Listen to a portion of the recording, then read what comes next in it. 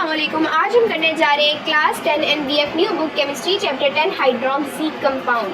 Hydroxy यानी OH group को कहते हैं और ऐसे कंपाउंड जिनमें ये OH ग्रुप प्रेजेंट हो, सेचुरेटेड कंपाउंड या सेचुरेटेड कार्बन एटम के साथ हम कह लें अटैच हो ये hydroxy group as a functional group.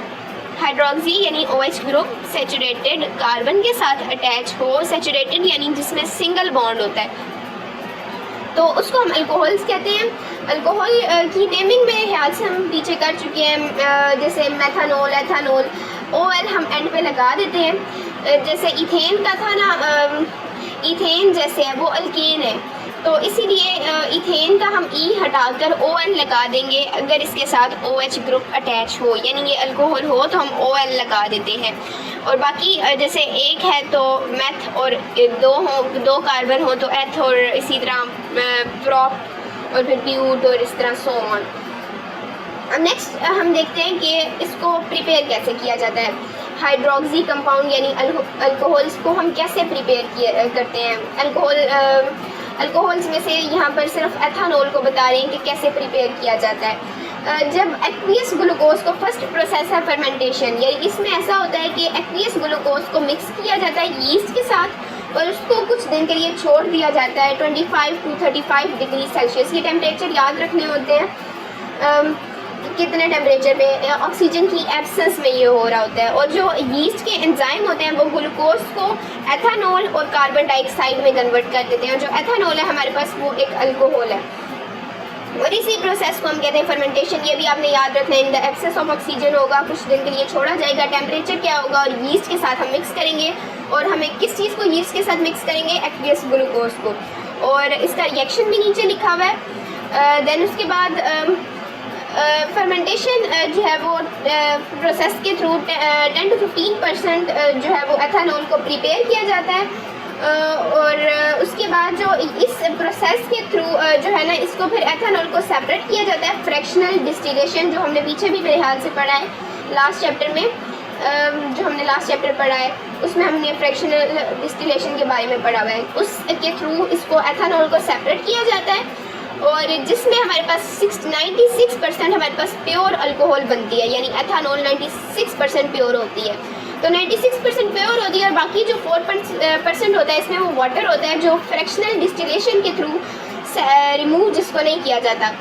और फिर इसको 100% प्योर में करने के लिए हम डिहाइड्रेटिंग एजेंट यूज़ करते हैं। H2SO4 concentrated H2SO4 sulphuric acid as a dehydrating agent use करते हैं। डिहाइड्रेटिंग यानी वो वाटर, हाइड्रा मीन्स होता है वाटर, और डिहाइड्रेटिंग यानी वाटर को रिमूव करवा देता है इसमें से, अल्कोहल में से, तो फिर हमारे पास प्योर अल्कोहल आ जाती है। नेक्स्ट हमारे पास मेथड है जो हाइड्रेशन ऑफ इथीन।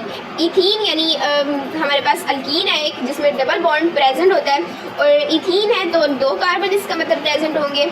और इसमें हम फॉस्फोरिक एसिड को H3PO4 को एज अ कैटलिस्ट यूज़ करते हैं। टेम्परेचर हम 300 डिग्री सेल्सियस यूज़ करते हैं। उसके अलावा प्रेशर हम यूज़ करते हैं 6 atm।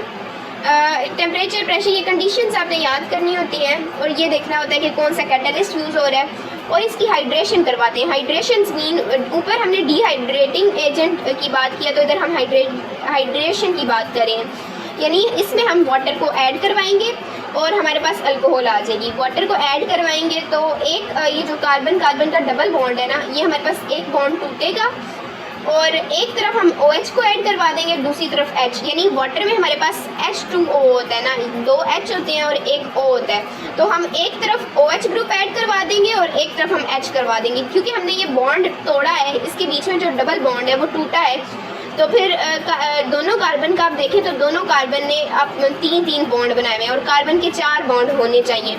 तो इसीलिए हम एक तरफ OH ऐड करवा देंगे और दूसरी तरफ हम H ऐड करवा देंगे और इस तरीके से हमारे पास अल्कोहल बन जाएगी। एक कार्बन के साथ हम H ऐड करवाएंगे और एक दूसरे कार्बन के साथ हम OH ग्रुप ऐड करवाएंगे। ये इकट्ठा एक कार्बन पे नहीं आपने ऐड करवाना, दोनों अलग अलग कार्बन पे ऐड करवाना होता है, एडजेसेंट कार्बन पे जो एक दूसरे के साथ प्रेजेंट हो, क्योंकि उन्हीं के बीच का तो बॉन्ड टूट रहा है तो उनके पास एक इलेक्ट्रॉन होगा बॉन्ड बनाने के लिए। नेक्स्ट इन दोनों का कंपैरिजन है कि ये एक फास्ट रिएक्शन है, ये हाइड्रेशन वाला फास्ट है, उसके अलावा फर्मेंटेशन स्लो है। उसके अलावा ये आपने याद करने वाले, इसमें कुछ ऐसा नहीं है कि मैं समझाऊँ। हाइड्रेशन में जो है वो एथानॉल प्रोड्यूस होती है, वो प्योर होती है, और जो फर्मेंटेशन में होती है वो इम्प्योर होती है, और उसको फर्दर प्रोसेस के थ्रू गुजारा जाता है प्योर करने के लिए।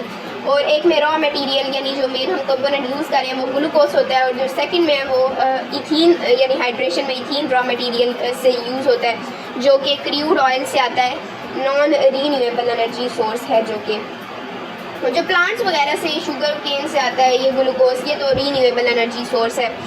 और बाकी नेक्स्ट हम अब देखते हैं कंबशन ऑफ अल्कोहल्स, यानी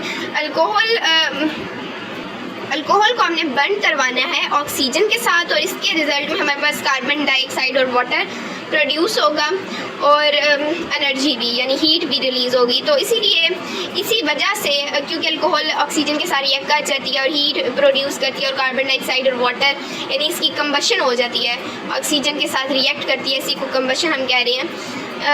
ये हो जाती है, इसीलिए एज अ फ्यूल हम इसको यूज़ कर सकते हैं। नेक्स्ट आगे ये रिएक्शन है। इस रिएक्शन में वैसे अगर मैं बताऊं तो इसमें आप एक थोड़ा हिंट देख लें कि जब कार्बन एक है, हमारे पास एक कार्बन है मेथानॉल, तो हम 2 ऑक्सीजन यूज़ करें, और जितनी हम ऑक्सीजन यूज़ करें हमारे पास वाटर भी उतना बन रहा है। 2 ऑक्सीजन यूज़ करें तो हमारे पास वाटर भी 2H2O बन रहा है, और कार्बन डाइऑक्साइड उससे एक कम बन रही है। यानी अगर आप देखें आपकी ऑक्सीजन 2 है तो आपकी कार्बन डाइऑक्साइड 1 बन रही है। और नेक्स्ट हम जैसे जैसे कार्बन इंक्रीज़ करें, कार्बन नंबर अल्कोहल में इंक्रीज़ करें, हम नेक्स्ट यूज़ करें एथानॉल। आप ये नाम लिख लें, क्योंकि नाम साथ लिखें तो ज़्यादा अच्छा रहता है। ये फर्स्ट जो CH3OH है इसको मेथानॉल कहते हैं, और जो सेकंड CH3CH2OH है इसको हम एथानॉल कहते हैं। और जब 2 कार्बन है तो जाहिर सी बात है हम आगे एक ऑक्सीजन नंबर इंक्रीज़ कर लें। ऑक्सीजन नंबर हमने इंक्रीज़ किया और 3 ऑक्सीजन हम यूज़ कर रहे हैं। 3 ऑक्सीजन यूज़ किए तो हमारे पास वाटर भी 3 बन रहे हैं, और कार्बन डाइऑक्साइड मैंने बताया था कि ऑक्सीजन से एक कम बनेगी, यानी 3 ऑक्सीजन हम यूज़ कर रहे हैं तो हमारे पास कार्बन डाइऑक्साइड हमारे पास 2 बन रही है। ये वैसे ही ट्रिक मैंने बताई है, बाकी इसका कोई लॉजिक नहीं बनता। बाकी हमने जो ऊपर बात की है कि अल्कोहल को एज अ फ्यूल यूज़ किया जाता है, और इसके अलावा इसमें कुछ बातें हैं कि इसके एडवांटेज क्या है, डिसएडवांटेज क्या है, ये बस याद करने वाली बातें हैं थोड़ी। और ये जैसे ये क्वेश्चन एक है इधर कि ethanol on the other hand is more useful fuel. क्यों है ये यूज़फुल फ्यूल? क्योंकि ये ज़्यादा 2/3 ज़्यादा एनर्जी प्रोड्यूस करता है as compare to the gasoline इस पर लीटर। ये ज़्यादा एनर्जी प्रोड्यूस करता है। बाकी इसमें याद करने वाला है, मुझे नहीं लगता इसमें कुछ ऐसा समझाने वाला है। फार्मास्यूटिकल इंडस्ट्री में अल्कोहल का यूज़, और बाकी इसकी एप्लीकेशन एज अ फ्यूल, और कॉस्मेटिक जो नेक्स्ट टॉपिक है वो कॉस्मेटिक में, इसमें ऐसा कुछ समझाने वाला नहीं है। पर देखूँगी मैं, अगर मुझे टाइम मिला तो मैं इस पर भी एक अलग से वीडियो बना दूँगी, नहीं तो हम नेक्स्ट चैप्टर स्टार्ट कर लेंगे। अब उम्मीद है आपको मेरी वीडियो अच्छी लगी होगी। मिलते हैं नेक्स्ट वीडियो में, तब तक के लिए अल्लाह हाफिज़। चैनल को सब्सक्राइब करें, वीडियो को लाइक करें अगर वीडियो अच्छी लगी है तो।